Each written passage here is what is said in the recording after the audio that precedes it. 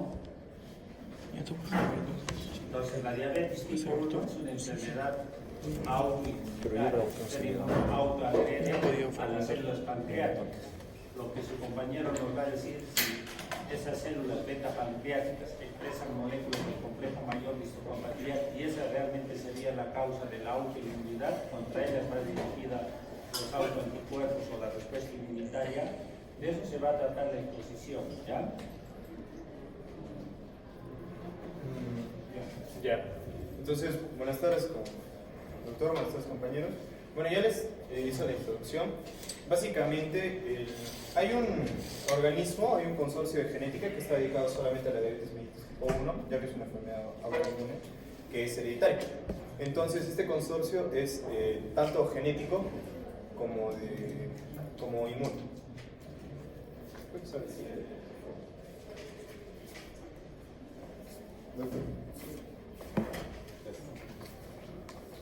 Ya, entonces, ¿qué es el HLA? O, bueno, el antígeno leucocitario humano. En sí, básicamente es una proteína que se va a encontrar en la superficie de los leucocitos y hace que dicha proteína sepa diferenciar de algunas células que son propias del organismo o algunas células extrañas del organismo. Entonces, básicamente, el artículo trata de explicar cuál es la relación de la misma incidencia de personas con diabetes tipo 1 en las Islas Canarias, ya que las Islas Canarias es una de las más grandes poblaciones que tiene diabetes tipo 1, tanto en España como en el mundo. Entonces, este estudio se realizó en 3.000 personas, de las cuales el mayor porcentaje fue de las Islas Canarias, y se quería demostrar el porqué. Entonces, mediante técnicas de PCR, se intentaron buscar distintos HLAs que, bueno, tienen demasiada denominación, pero son de tipo 2. Entonces, TP de QDR. Sí. Entonces, bueno, las bases del estudio, como ya les dije, se realizó en todo el mundo, pero principalmente nos centramos en las Islas Canarias. Entonces, todo este proyecto, llamado el TD1GC, se va a dedicar exclusivamente al estudio de la diabetes tipo 1 inmune. Y bueno, el HLA fue genotipado y se dio una lista de distintos tipos que pueden ser probables para la diabetes tipo 1 o que ya se descartan de que no tienen nada que ver. Estos son los haplotipos que se demostraron de alto riesgo. Los de bajo riesgo, bueno, son los que sí o sí no tienen nada que ver, pero los haplotipos de alto riesgo, que vienen a ser muy pocos, al final del estudio, no pudieron descartarlo del todo, pero tampoco pudieron dar 100% fe de eso, porque la población, lastimosamente, como se dio en todo el mundo, y principalmente sacaron un porcentaje alto de las Islas Canarias, pero no lo suficiente, no se pudo demostrar significativamente si tiene o no correlación. Pero, estos son los resultados. Los HLA de tipo 2 no se puede correlacionar por el simple hecho de que la población esa población de España es muy reducida y estudiarlos demoraría demasiado tiempo y sería muy costoso. Pero ¿para qué sirve el HLA entonces en diversos estudios? Podemos usar esa proteína para el estudio de distintas enfermedades autoinmunes que no tengan mucho que ver tanto con la población, sino de cada persona. Y eso sí se podría estudiar mucho más fácil. Un aplauso.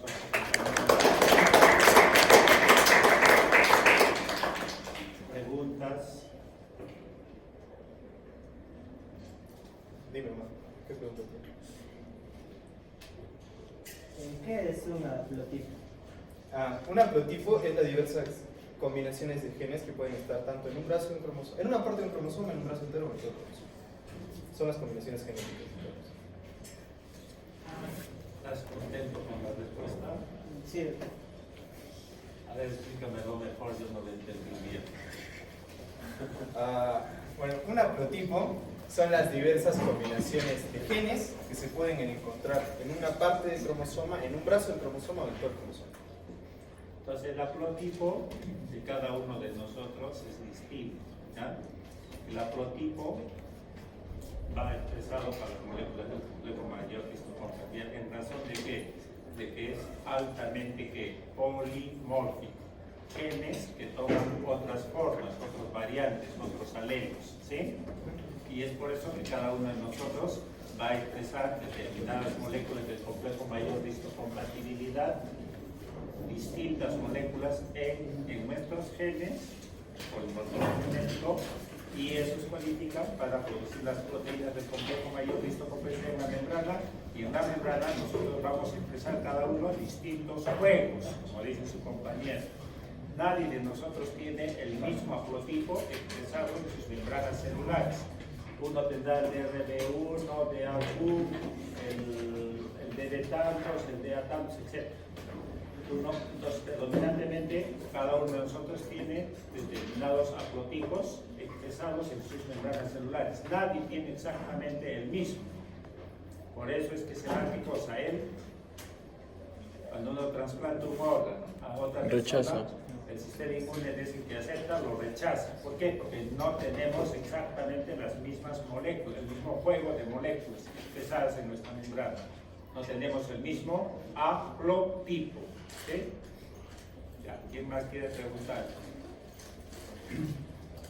Su compañero ha expuesto diciendo, a ver, la diabetes mellitus tipo 1 es una enfermedad autoinmunitaria de inmunidad celular. Los linfocitos T citotóxicos, las células natural y la HLA1 van a rechazar van a eliminar, van a matar a las células beta del páncreas, ¿ya? Y su compañero ha expuesto, a ver, pero ¿quién es el antígeno causante que venga del sistema inmunitario y lo rechaza?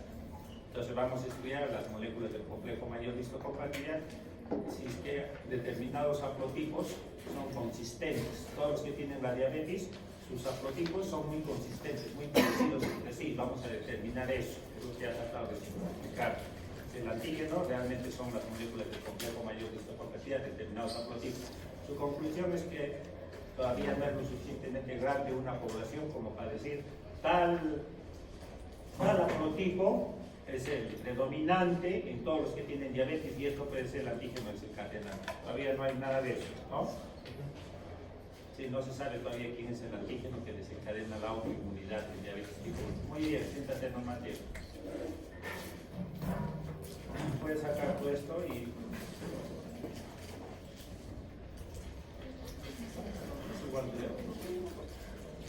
Ya, ¿quién sigue? 2. A ver. Arteaga. ¿No hay Arteaga? Bueno. Avendaño. Quien ya no expone en su vez ya no tiene derecho a exponer después, por un cual se les aviso, ¿ya? Tiene que ser en su momento. Entonces, Bahamontes. Avendaño. A ver. Llévate tu artículo, Diego, toma. Hace su compañera, ¿qué te llamas? ¿Qué?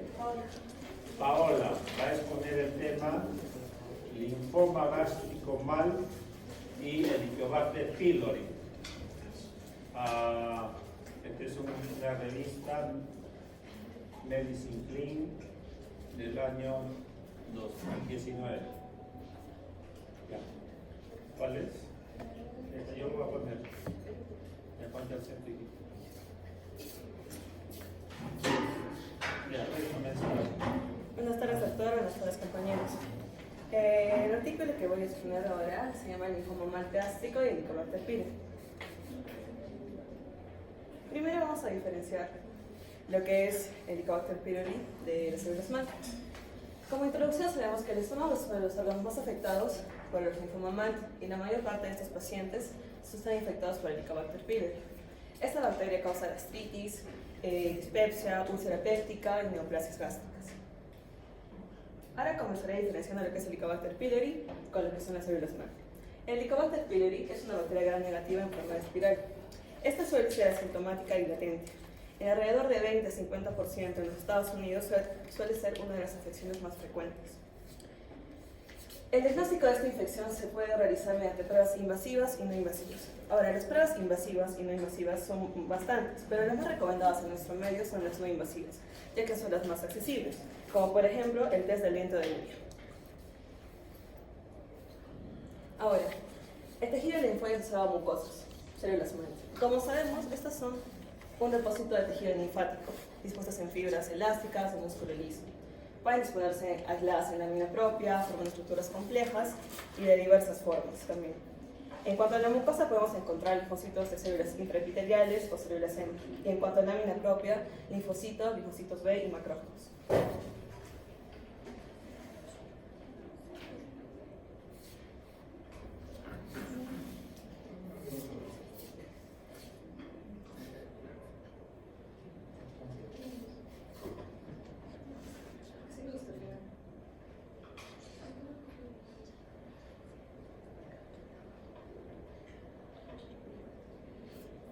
Ahora, el linfoma malgástrico. Primero tenemos que saber qué es un linfoma. Un linfoma es una forma de cáncer que afecta al sistema inmunológico. Un cáncer en las células defensivas del sistema inmunitario, que son los glóbulos blancos, que van a tornarse normales.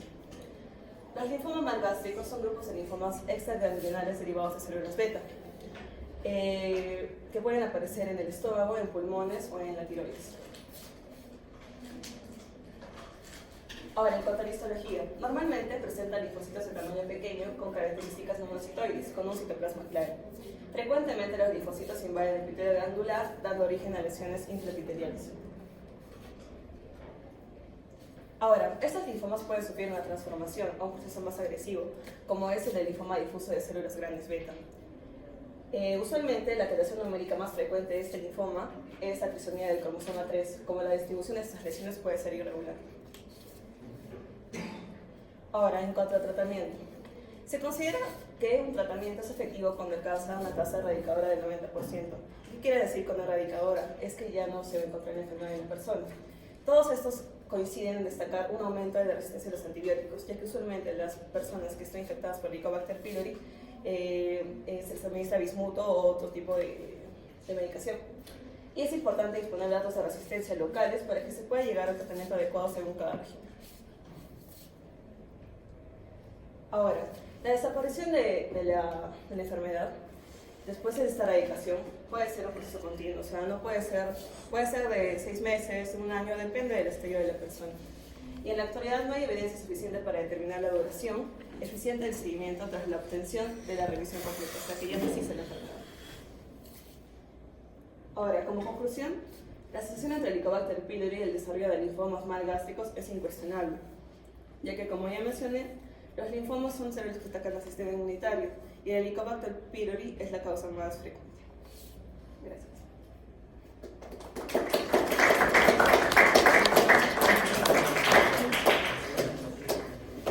Preguntas para su compañera.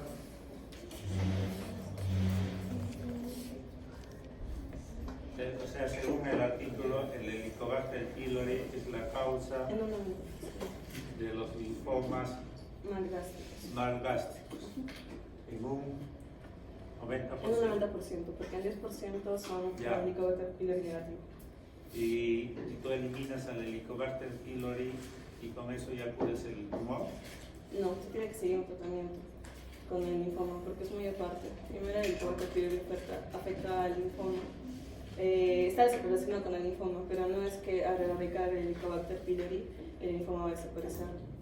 Puede seguirse con tratamientos de quimioterapia, radioterapia, según el estado de la persona. Sí. En la población normal, ¿cuántos tenemos Helicobacter pylori? Yo podría decir que un 80%, es común. Es común. Es muy común. Entonces todos tendríamos que tener el mal. No, no todos. El linfoma mal. No, no todos. Entonces, pues si hay una asociación directa. El hecho es de que hay asociación.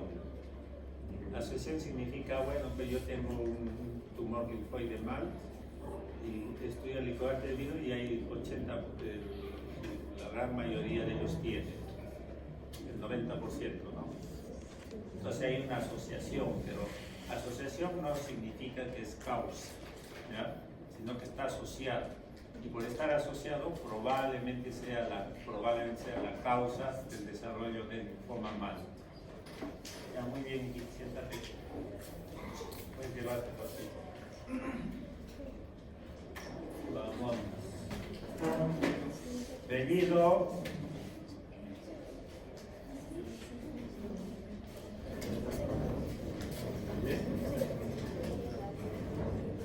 al engaño, señor, del mamón.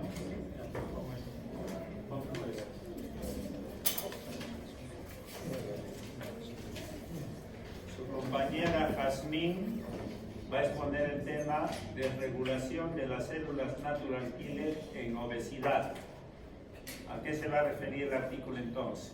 A todas aquellas personas que sean gorditos, graciosos. Todo gordito es bien gracioso, por eso tiene menos estrés, es la parte favorable. En cambio, los flacos tenemos poca gracia y más estrés. En cambio, el gordito se lo carga todo al hombro, ¿no? Entonces, pero el gordito tiene muchas desventajas en cuanto a lo que es salud. Vamos a ver, su compañera va a exponer por qué los gorditos no les funciona bien sus células natural killer. ¿De eso se trata? Ya, muy bien. ¿Cuál te pongo? ¿Este?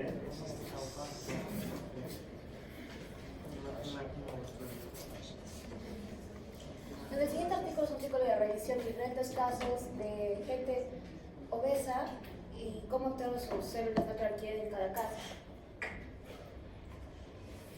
Se buscó la relación entre el comportamiento de estas células en la obesidad y se encontró que se redujo la capacidad de las citoxinas de las células natural killer, hubo un gran aumento de los marcadores C69, hubo una pérdida o disminución en la producción de interferón gamma, hubo menos, esos son receptores, natural killer P30 y natural killer P44, no hay que también son conocidos como C336 y C337, también son marcadores, receptores, y todo esto fue encontrado desde antes. Cuando se hizo el estudio en niños obesos, en células plantadas cultivadas por niños obesos, ya se encontraban estos problemas. Lo que quiere decir que este es un problema en la gente obesa que empieza desde que son pequeños, no es algo que vaya a solucionar con los adultos. Sin embargo, se encontró de manera satisfactoria que si se producía una pérdida de peso, todos estos efectos negativos de la reducción de la función de las otras kines podían ser invertidas por el ejercicio, especialmente por lo que es el entrenamiento de alta intensidad, que son los HIIT, ya que generaba un aumento en el trabajo de natural killer, más producción de interferón gamma, que es lo que genera lo que llaman los macrófagos, y por lo tanto había una reducción de carga tumoral. Entonces, para entenderlo mejor, hay un gráfico en el que podemos observar cómo es normalmente una célula natural killer, con todos sus receptores y sus gránulos, y aquí podemos ver que obviamente en la gente obesa hay una baja en la frecuencia de estas células, muy pocas de estas células se reducen las citoquinas que se producen, y ahora se produce granzima B hiperforina. La granzima B es una enzima inductora de la muerte celular, mientras que la persidina es una reguladora de la citólisis. En cambio, cuando se comenzó a generar la pérdida de peso, todo este daño fue recuperado. Para explicar mejor cómo funciona, ¿qué mecanismos intentaron encontrar la causa? Todo señaló hacia la leptina, que como sabemos en la obesidad se genera una resistencia a esta adipocina, que es la leptina, por lo tanto las células dan más receptores porque hay más cantidad de leptina. Y particularmente las células natural killer son algo dependientes a esta adipocina, su activación depende bastante de esta enzima. Por eso encontramos lo siguiente: un trabajo, una natural killer normal, actúa así, se reconoce el antígeno, por lo tanto se produce más metabolismo dentro de la célula que es modulado por los mTOR, y todo este proceso va a generar interferón gamma que va a activar a los macrófagos y se va a producir la muerte de la célula infectada. Sin embargo, en la gente obesa, a pesar de que se reconoce esto, está muy disminuido su metabolismo porque hay demasiados receptores para ácidos grasos. El FFA, un receptor particular para el ácido graso de 11 carbono, si no me equivoco. Hay más de estos que los receptores que debería haber. Hay menos glicólisis, menos mTOR, por lo tanto hay menos interferón y con tan poco hay menos muerte celular. Todo esto llegamos a la conclusión de que en la gente obesa, debido a que la mala función de las NK son más propensas a sufrir de cáncer y otras enfermedades. Pero acá, ¿qué rol juega la leptina? Hay en particular es por el aumento de los receptores. Como la obesidad se mucha resistencia a la leptina, el cuerpo produce más leptina, aunque no lo... No, en la obesidad las células grasas producen más leptina. Leptina, no lectina. No, leptina. Eso les voy a preguntar en el examen. Se produce más leptina. Ya, y la leptina, ¿qué rol juega en disminuir la actividad en esta célula natural killer? ¿Dónde está acá la leptina? ¿Qué rol cumple? Aquí es un lado. Le baja el metabolismo, es un metabolismo. No tiene tanto metabolismo. No, es que tú estás diciendo que esto es un Eso receptor de ácidos grasos. grasos. Ya, eso no tiene que ver nada con la leptina. Al haber más ácidos grasos, hay receptores. Estos receptores deben ser inhibitorios de las células natural killer. Pero la leptina como tal, ¿qué rol juega directamente en la célula natural killer? ¿Dice el artículo algo? Sí, menciona muy brevemente sobre su desarrollo, que es que la leptina parece ser básica en el metabolismo y el desarrollo de estas células, pero no es bien procesada. Lo menciona muy sobremanera, la verdad. Solo lo menciono ya. Bueno, al centro. Aplausos a su compañera. Pregunta al centro, hijita. Centro. Cuando expongan, siempre pónganse en el centro. Dominen el escenario, ¿ya? Siempre un expositor tiene que dominar el escenario, no estar a un ladito y no. Dominen, mírenlos de frente a todos y domínalos, ¿ya? Preguntas. Bueno, está bonito el artículo, ¿no? De todas maneras, no sirve ser gordo. Porque es gordo, para muchas cosas es malo, ¿sí? ¿Qué les voy a estar diciendo uno por uno? Pero una de las cosas es que la gordura, a través de la leptina y a través de receptores para ácidos grasos en las células natural killer, estas no funcionan adecuadamente. Si no funcionan adecuadamente, las células natural killer son células que van a luchar en primera instancia, inmunidad innata, contra tumores, contra diversos tipos de antígenos. Entonces no hay buena defensa contra tumores y pueden ser más propensos a cáncer, no al cáncer, dentro de otras causas. Ya, muy bien, siéntate. Llévate todo. Espérate, está yendo los aquí. Ya, ¿quién sigue? A ver, ¿quién es el número 10? Bellido Ramírez. Bellido, tampoco.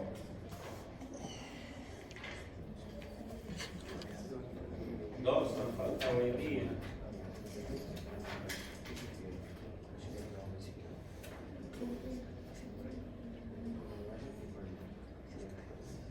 Ya, 2 minutitos y después continúo con la clase, ¿ya? Ese compañero de la otra sección que vino, ¿dónde está? No hay un compañero de otra sección que no expuso. ¿Se salió?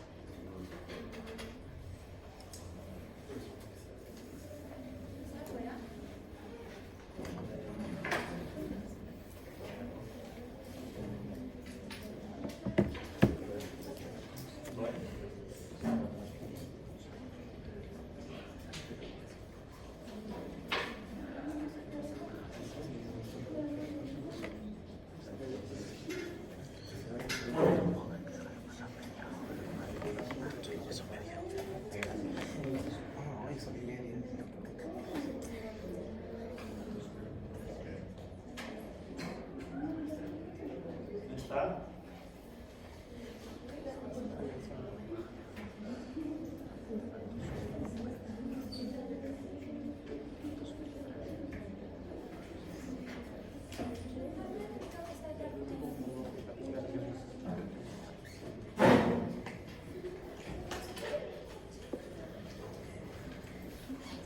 Entonces la próxima exposición de ustedes va a ser los 5 que siguen, igualito el viernes de la próxima semana. O el sábado, ¿no? El sábado, hoy día que es 7 y 8, 15, 17 y 21, allá no. como usted estoy un poco más adelantado que los otros. Vamos a ver. Por lo pronto los que siguen el próximo sábado, Bellota, Benavente, Cala, Palizaya y Cárdenas.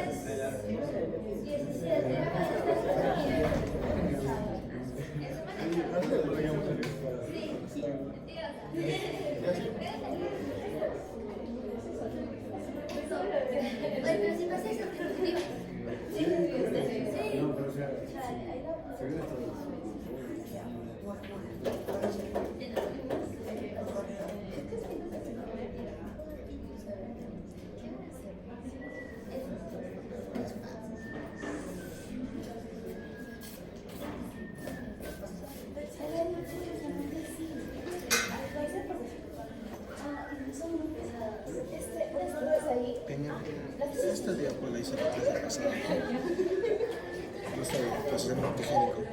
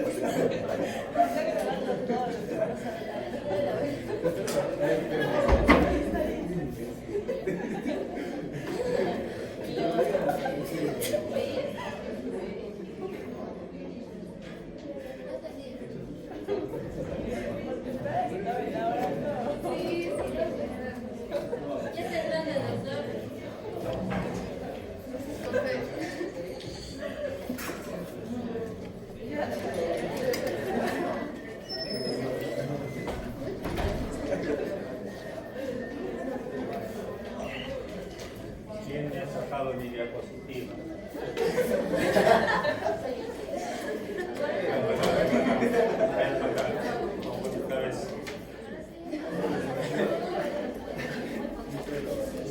¿Qué ha pasado? ¿Por qué la has sacado? No, es que me están copiando una diapositiva.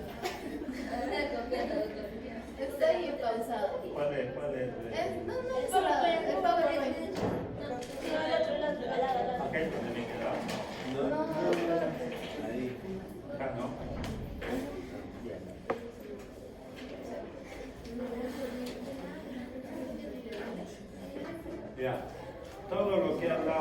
atrás es inmunidad innata.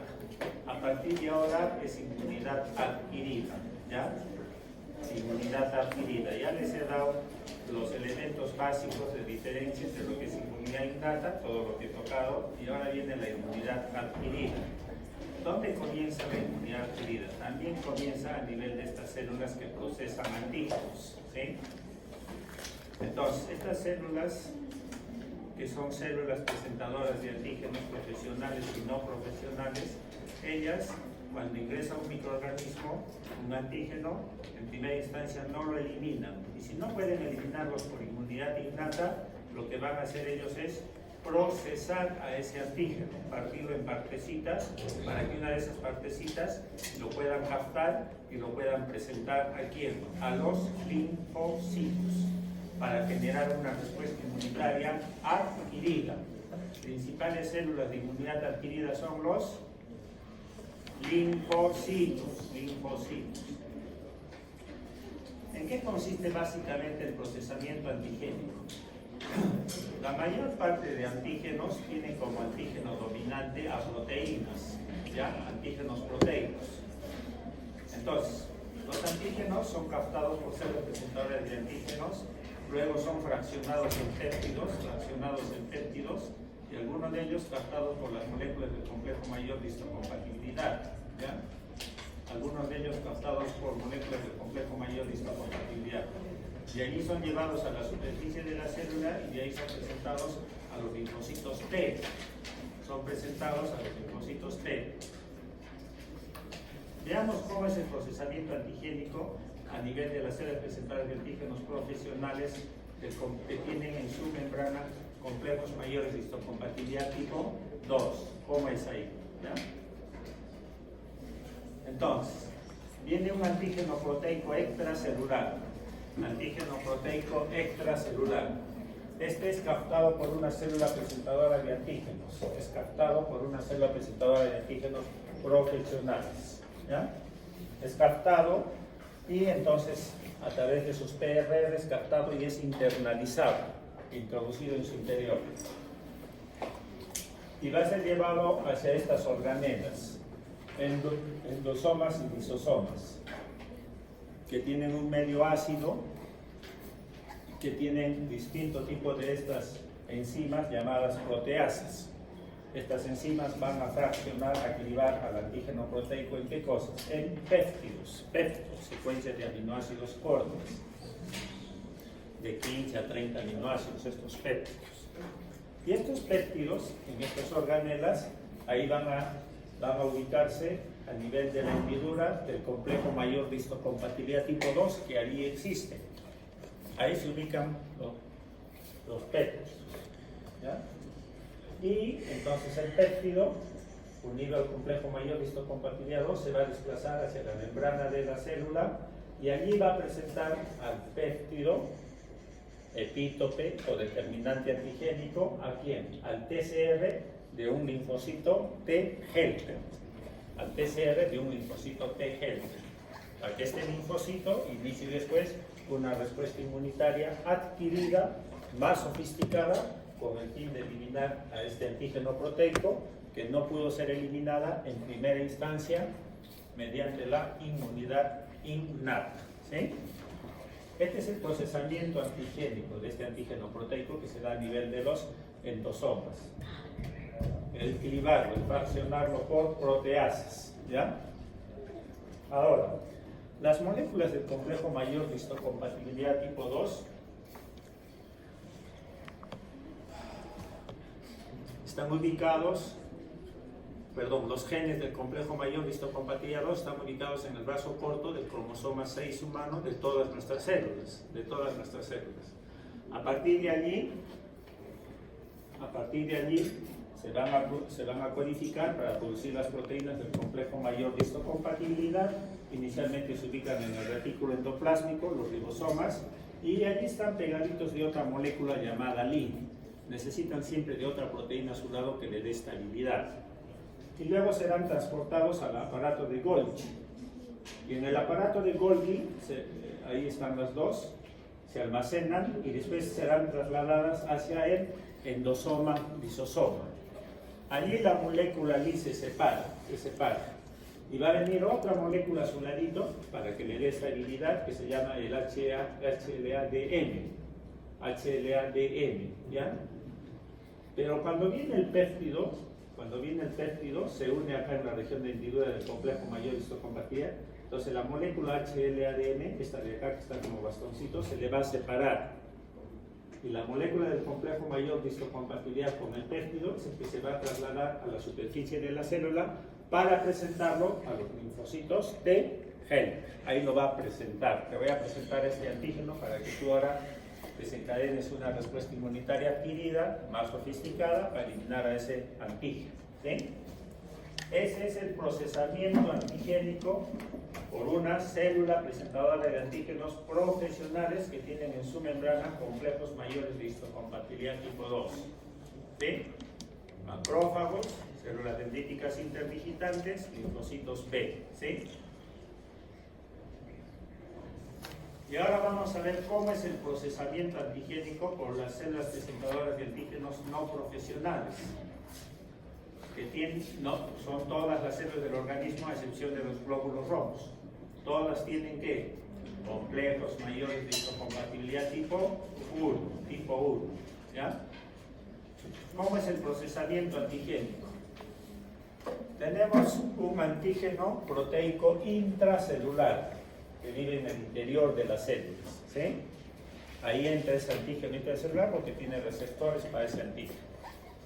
Y entonces, cuando entra al citosol de la célula van a venir unas proteínas llamadas ubiquitinas que se le van a hacer compañía. Este proceso se llama ubiquitinización, ¿ya? Entonces los dos se acompañan, ¿para qué? Para que estas ubiquitinas después puedan trasladarlas hacia un complejo proteasómico o un complejo proteasómico, ¿ya? Esos complejos proteasómicos están formados por cilindros. En el interior de cilindros hay cuchillas, ¿ya? Y esas cuchillas, cuando pasa el antígeno proteico, esas cuchillas lo van a fraccionar en péptidos, ¿ya? En péptidos. Y esos péptidos, algunos de esos péptidos van a ser captados por unas otras proteínas, HSP70, y en compañía de ellos van a ser trasladadas hacia el retículo endoplásmico. Retículo endoplásmico donde van a estar las moléculas del complejo mayor de histocompatibilidad tipo 1. Como es las moléculas del complejo mayor de histocompatibilidad tipo 1, cuando están solitas son inestables, necesitan de otras moléculas que estén a su lado y que le den alta estabilidad. Esas son el calreticulin y el tapacin, que le van a dar estabilidad. Pero una vez que entra el péptido antigénico, van a entrar a través de este canal que se llama péptido transportador del antígeno, entran por este canal y se ubican en la región de hendidura del complejo mayor de histocompatibilidad. Una vez que se une el péptido antigénico a la molécula del complejo mayor de histocompatibilidad, se disgrega el calreticulin, el tapaicin, y el complejo mayor de histocompatibilidad tipo 1 con el péptido se trasladan a la superficie de la célula, ¿ya? Y allí va a presentar al péptido antigénico intracelular, ¿a quién? Al TCR de un linfocito T citotóxico, para que el linfocito T citotóxico después genere una respuesta inmunitaria adquirida con el fin de eliminar a ese antígeno proteico intracelular, ¿sí? Ese es el procesamiento antigénico que se da en una célula presentadora de antígenos no profesionales.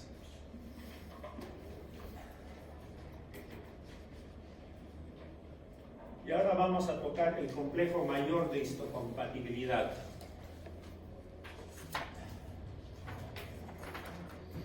¿Alguien de ustedes quiere explicar a qué se refiere el complejo mayor de histocompatibilidad? Un punto. ¿De dónde viene ese nombre complejo? ¿Alguien ha leído ya? ¿Sabe algo?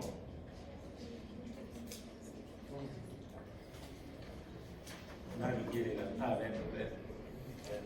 Que en un principio se creía de que esta molécula se utilizaba solamente tenía importancia cuando se hacían trasplantes capaz de órganos, porque en otros cuerpos se identificaba como un antígeno al órgano detonante en el receptor. Pero en verdad su función es esa, como presentador de antígeno, como usted explicó, no tanto el nombre que le dan como histocompatibilidad. Allá lo he explicado ya. No. ¿Y cómo dices fue como usted lo explicó? Ah, no, de lo que usted dijo del presentador de antígeno, no profesionales. Ya más o menos. Ve, ¿Medio? Ya.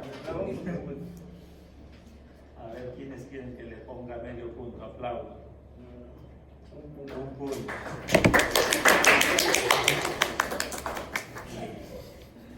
A ver, ustedes me hacen acordar. Ya. Entonces, este nombre de toda la vida, desde un comienzo que comenzó a mencionar este nombre complejo, que quién iba a aprender este nombre complejo, se ha quedado así y es todo complejo. Hasta yo cuando les hables a ustedes, yo sé que no los ubica bien. Entonces, complejo viene de que existe un grupo complejo de genes que están ubicados en el brazo corto del cromosoma 6. Después vamos a ver lo complejo de estos genes, complejo.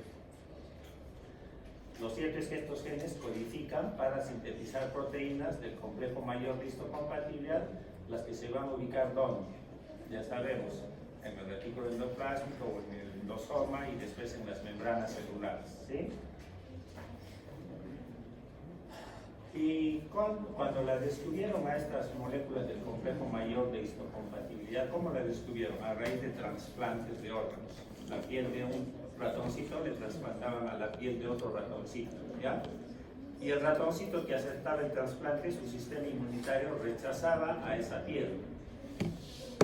El sistema inmunitario del que aceptaba el trasplante, su sistema inmunitario lo rechazaba, le producía anticuerpos y lo rechazaba a esas células, a ese tejido de piel. ¿Pero a qué parte rechazaba? Justamente a las moléculas del complejo mayor de histocompatibilidad que existían ahí en la membrana de las células de la piel, ¿sí?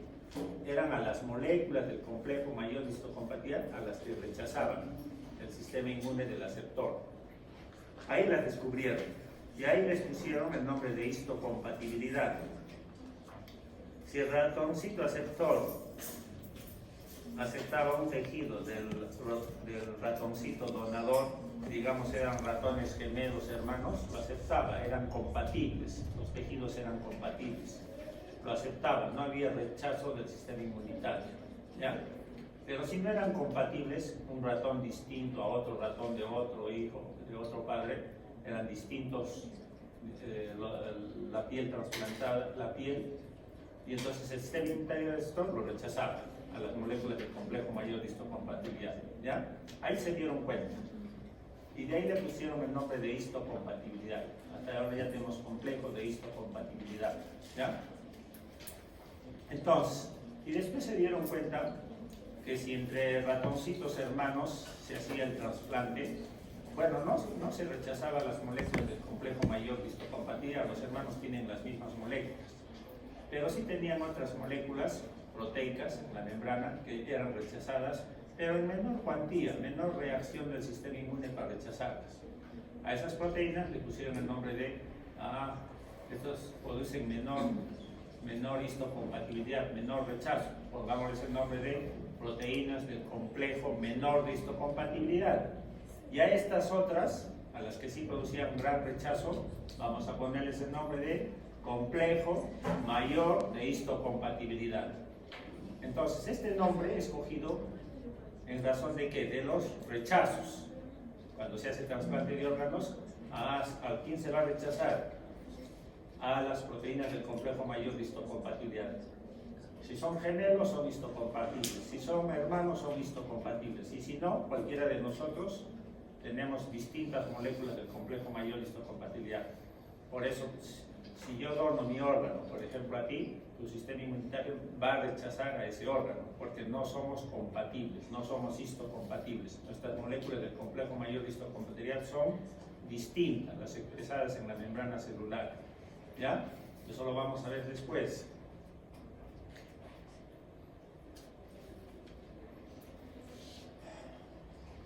Esto ya lo he dicho.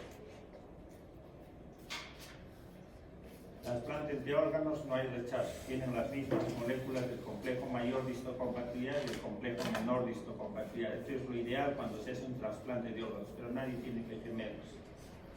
Y entre hermanos hay un rechazo leve porque las moléculas del complejo menor son distintos, pero las del complejo mayor son iguales. Entre hermanos siempre hay un poco de rechazo. Todo esto se hizo por los años 1940, ahí se le puso el nombre, ¿ya? Y en los años 60 ya se dieron cuenta que estas moléculas servían para presentar antígenos. Entonces, a partir de los años 60 se ha debido llamar proteínas presentadoras de antígenos, punto, sencillo, ¿no es cierto?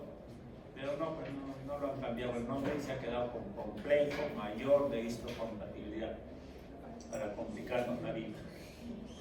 Cuando se han debido llamar proteínas presentadoras de antígenos, ¿listo? Están presentando antígenos, esa es su función, ¿ya? Ya, entonces, ¿a qué se refiere? ¿A qué va a referir esto de complejo? Grupo complejo de genes que codifican para producir estas proteínas del complejo mayor de histocompatibilidad. Se hacen los estudios y más o menos son 200 genes que están ubicados en el brazo corto del cromosoma 6 humano. ¿Ya? Son 200 genes que están ubicados en el brazo corto del cromosoma 6 humano. Se ubican en 6 locus genéticos. Estos 200 genes están ubicados en 6 locus o 6 regiones genéticas, denominados HLA, antígeno leucocitario humano. ¿De dónde viene este nombre de HLA? A las moléculas del complejo mayor de histocompatibilidad en humanos, primero se les detectó a nivel de los leucocitos, todos los leucocitos. Y para detectarlos se utilizaba anticuerpos. Todo anticuerpo contra otra sustancia se llama antígeno. Y de ahí salió el nombre de antígeno leucocitario humano, HLA, que también es otro nombre que causa dificultades, ¿sí? Antígeno leucocitario humano. Cuando yo me refiero al complejo mayor de histocompatibilidad, es como referirme al HLA, al antígeno leucocitario humano. Ahí se les descubrió, pero hoy día se sabe que el complejo mayor de histocompatibilidad está pues en todas nuestras células, ¿no es cierto? A excepción de los glóbulos rojos, después en todititos.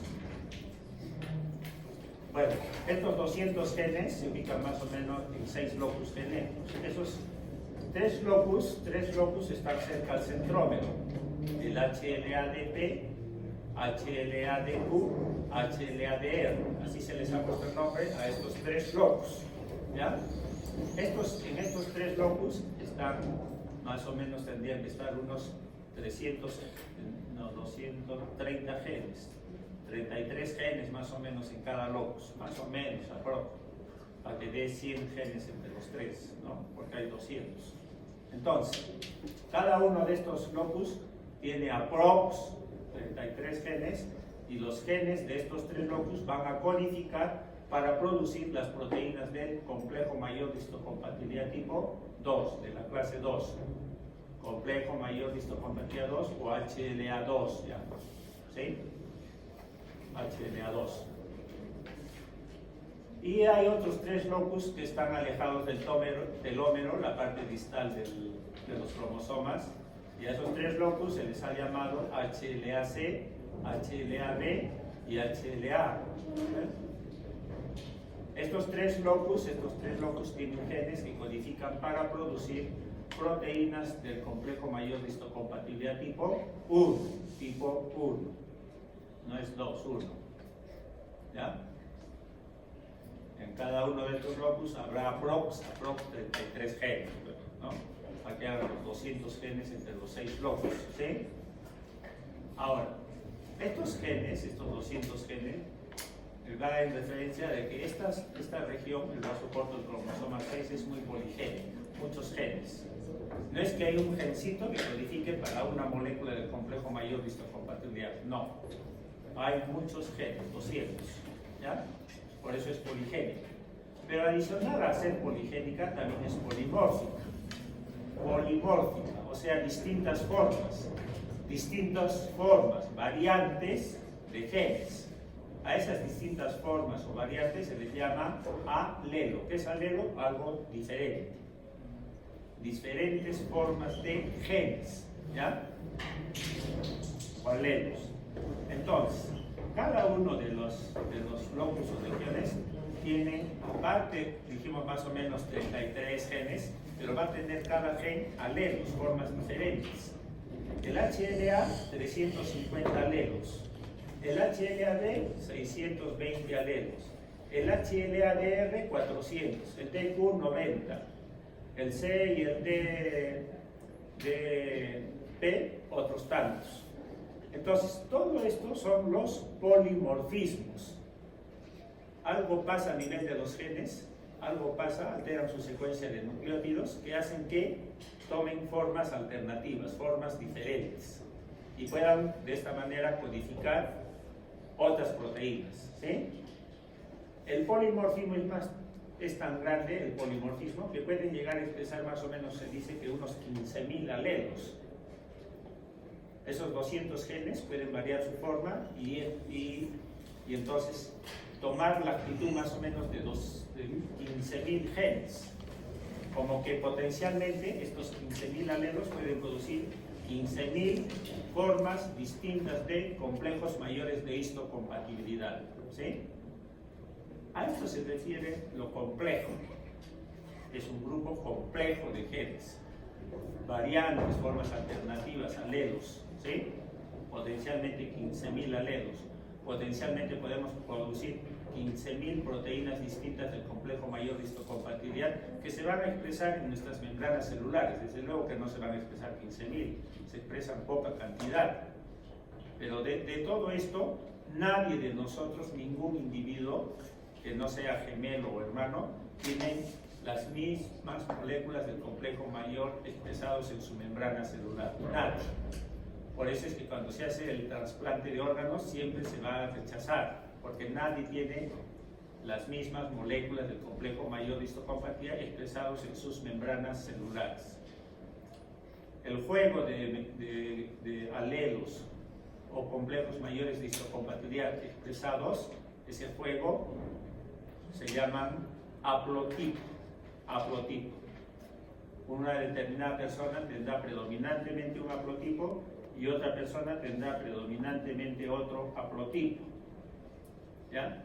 El juego de alelos presente en cada cromosoma se denomina haplotipo, juego de alelos. Cada uno de nosotros tiene un juego predominante de alelos. ¿Ya? Entonces, cada alelo recibe una designación numérica. Ejemplo, el haplotipo, el juego de alelos, de una persona puede ser: alguien de ustedes puede tener predominantemente expresados en sus membranas celulares estos alelos, el HLA2, el HLA-D5, el HLA-DR3 y otros más, ¿sí? Y otra persona tendrá otros, HLA1, el D8, el DR50, etc. ¿Sí? Cuando se hace trasplantes de órganos, entonces se rechaza estas moléculas porque nadie tiene las mismas moléculas expresadas en su membrana celular. El sistema inmunitario del que acepta un trasplante lo va a rechazar, ¿sí? Lo rechaza. Cuando se hace trasplantes de órganos se busca histocompatibilidad, lo más cerca posible de que estos alelos sean parecidos de una persona a otra para que se le pueda donar, ¿sí? En la práctica es muy difícil esa compatibilidad.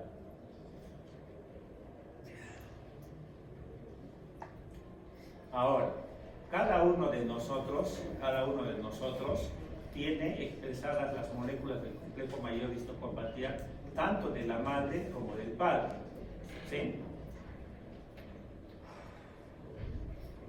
Acá arriba tenemos las moléculas del complejo mayor de histocompatibilidad de la madre: HLA, DP, DQ, DR, HLA, el B, C y A. Todo esto es de la madre.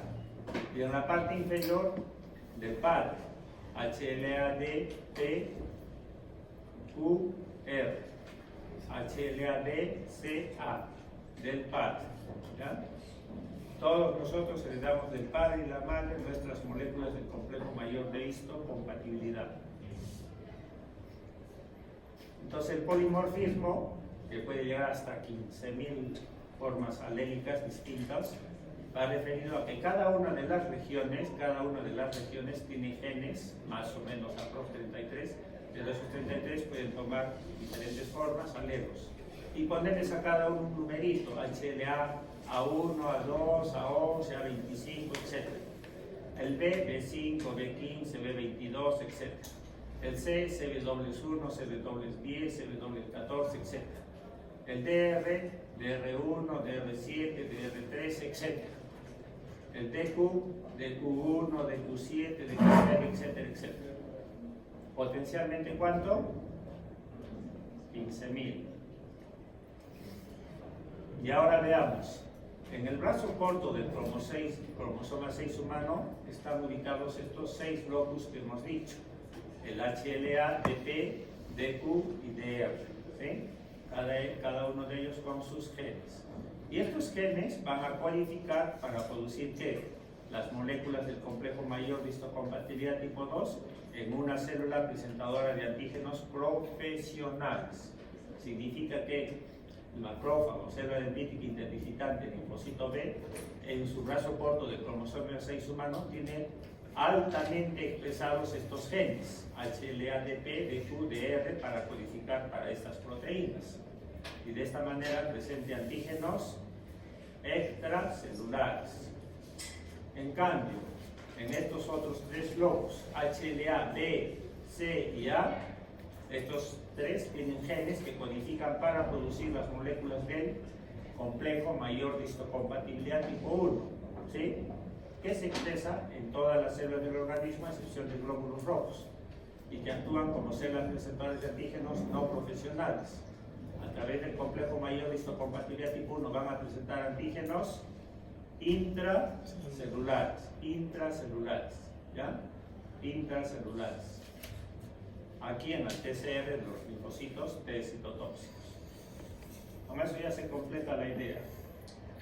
Nuevamente, una célula presentadora de antígenos profesionales capta un antígeno extracelular, lo procesa y lo presenta a través de moléculas del complejo mayor de histocompatibilidad 2 aquí al TCR de un linfocito T Helper para que venga la inmunidad adquirida. Y tenemos una célula cualquiera del organismo que no sea glóbulo rojo que ha captado un antígeno intracelular, lo procesa y lo presenta a través de sus moléculas del complejo mayor de histocompatibilidad tipo 1. Una partecita lo presenta a quién? Al TCR de un linfocito T citotóxico que va a desencadenar una respuesta inmunitaria adquirida.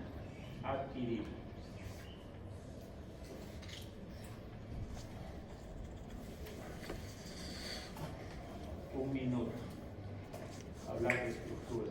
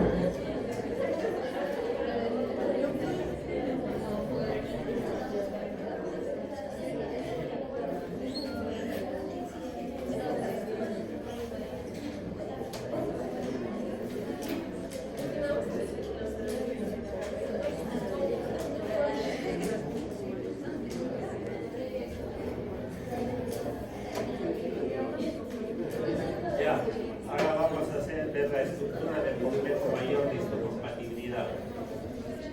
Las moléculas del complejo mayor de histocompatibilidad, la clase 1 y la clase 2, HLA1, HLA2, lo mismo, ¿sí? Es decir, tienen una estructura muy semejante desde que ambas tienen una cadena beta y una cadena alfa. Cadena alfa, cadena beta, cadena alfa, cadena beta, ¿sí? Estructura muy semejante, parecida. Ambas tienen 4 regiones de unión al péptido, similar a las inmunoglobulinas, transmembrana citoplasmática. Entonces, la transmembrana se refiere a que es la parte que atraviesa la membrana de las células, ¿sí? Transmembrana. En realidad casi todas nuestras proteínas que tenemos en nuestras membranas celulares son transmembranas. Transmembrana, ¿ya? La parte superior va fuera de la célula y la parte inferior va dentro de la célula. La citoplasmática va dentro de la célula. ¿Cuál es la parte más importante? La región de unión al péptido. Allí donde se va a unir el péptido, ¿ya? Que se llama la región de la hendidura. Hendidura. Hendidura, ¿ya? Ahí es donde el péptido, secuencia de aminoácidos, de 9 a 15 para la clase 1 o de 15 a 30 para la clase 2, secuencias de aminoácidos van a enclavar, ahí entran los péptidos, la región de la hendidura. Una molécula del complejo mayor de histocompatibilidad solo puede entrar un péptido antigénico y nada más que uno, ¿sí? Pero en una molécula del complejo mayor de histocompatibilidad en la región de hendidura, si bien entra un péptido, solo puede entrar uno, pero pueden entrar distintos péptidos. No hay especificidad para un solo péptido. Puede entrar uno, y si no entra uno, puede entrar otro distinto, con otra secuencia de aminoácidos, péptidos distintos, ¿ya? No hay especificidad, como sí lo va a ver, vamos a ver después, para el PCR y el BCR de los linfocitos. Ahí sí hay especificidad, acá no hay especificidad, ¿ya?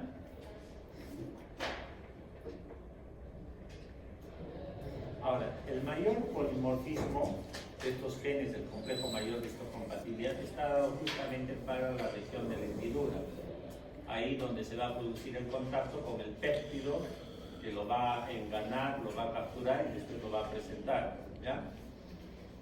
Lo que dije, en una hendidura solo puede haber un péptido, pero no hay especificidad. Puede una molécula del complejo mayor presentar muchos péptidos diferentes, distintos, pero solo uno, ¿ya? O sea, bastan unas pocas moléculas del complejo mayor de histocompatibilidad para presentar una diversidad de péptidos. ¿Ven? Por eso es que nosotros no vamos a expresar los 15.000 probables alelos del complejo mayor de histocompatibilidad en las membranas, no. Vamos a expresar unos cuantos. Y con esos cuantos es suficiente para que diferentes péptidos puedan ser presentados.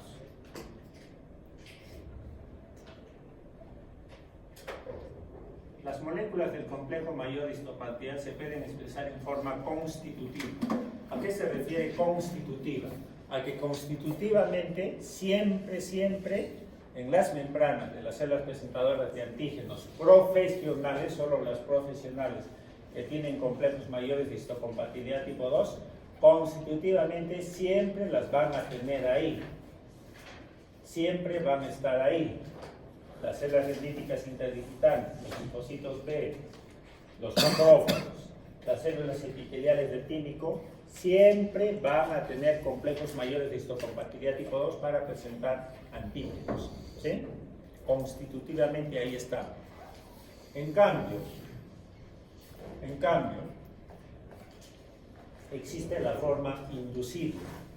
Determinado tipo de citocinas, como el factor de necrosis tumoral, los 3 interferones, al actuar sobre una célula blanco X, cual ha sido ingresada por un microorganismo intracelular, un antígeno intracelular, hacen posible de que se exprese moléculas del complejo mayor de histocompatibilidad tipo 1.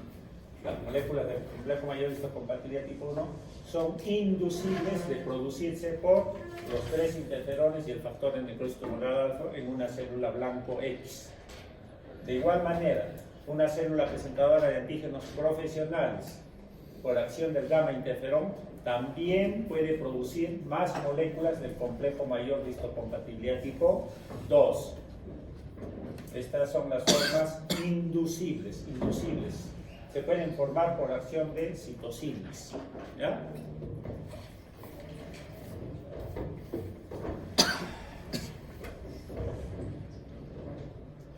Ahora,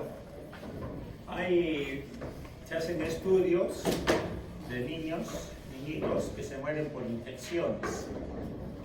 Los estados de inmunodeficiencia, deficiencia del sistema inmunitario son muchos, pero uno de ellos es esto que se llaman los linfocitos desnudos, los linfocitos B desnudos. Estos linfocitos B no expresan complejos mayores de histocompatibilidad ni 2 ni 1. Como no expresan en sus membranas, se les llama desnudos. Y como no expresan, son incapaces de presentar antígenos, ¿no? Los linfocitos B son esenciales en la respuesta inmunitaria adquirida, en la presentación de antígenos por las moléculas del complejo mayor de histocompatibilidad 1 y 2 que tienen. Y entonces estos niños mueren rápido por infecciones, no hay quien defienda. Los complejos mayores de histocompatibilidad HLA, lo mismo, les he dicho que sirven en esencia para presentar antígenos, esa es su función. Por lo tanto, nos sirven para eliminar diversos tipos de antígenos. Todo lo que es extraño al organismo lo elimina.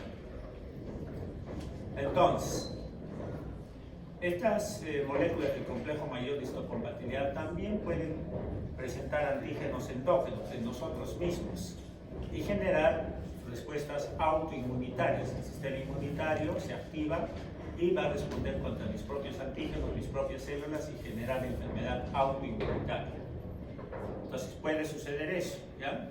El complejo mayor de histocompatibilidad también está comprometido en lo que es enfermedad autoinmunitaria. Ahora, esto de la tolerancia materno-fetal.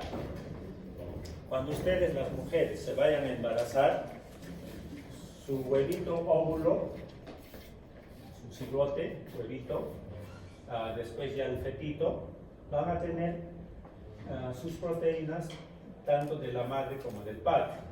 Van a tener complejos mayores de histocompatibilidad del padre y la madre, les he dicho, ¿ya?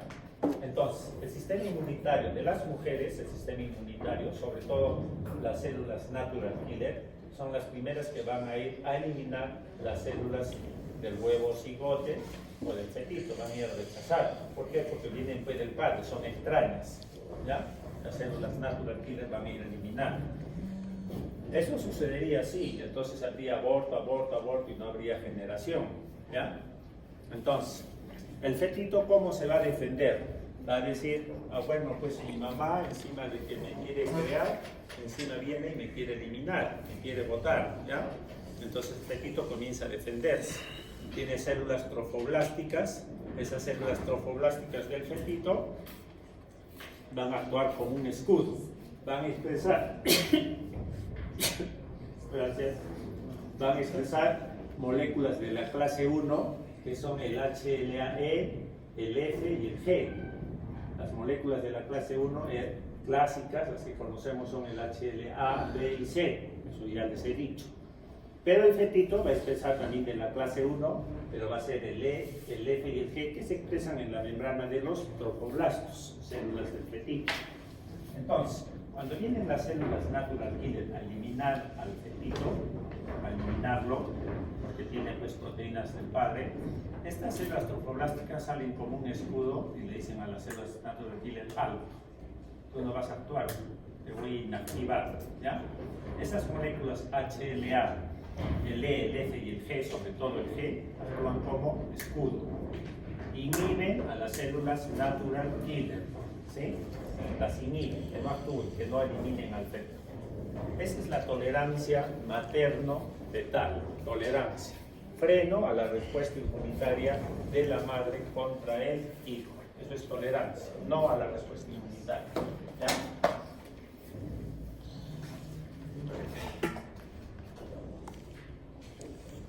Las moléculas del complejo mayor de histocompatibilidad de sus genes, se estudia el genoma, y también podrían servir para determinar la paternidad, pero hoy en día ya no se hace eso porque más o menos era un aproximado de un 80% que los genes del complejo mayor de histocompatibilidad del padre sean igualitos a los del hijo, un 80%. Hoy día ya se hace un mapa genético para determinar la paternidad, un mapa genético secuenciador más amplio. ¿Ya? Ya les he hablado esto del HLA y trasplante. ¿Sí? Trasplante.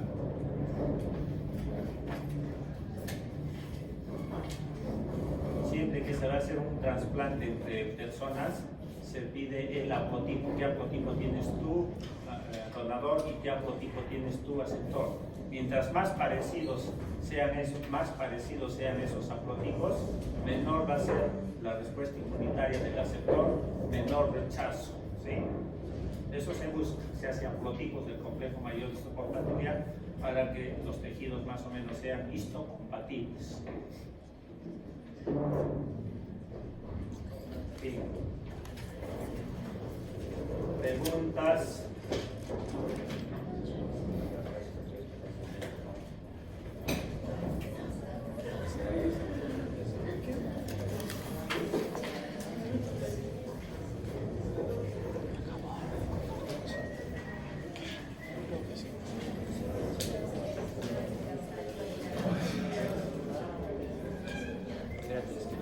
Entonces, la próxima clase es respuesta inmunitaria adquirida y después procesamiento antígeno.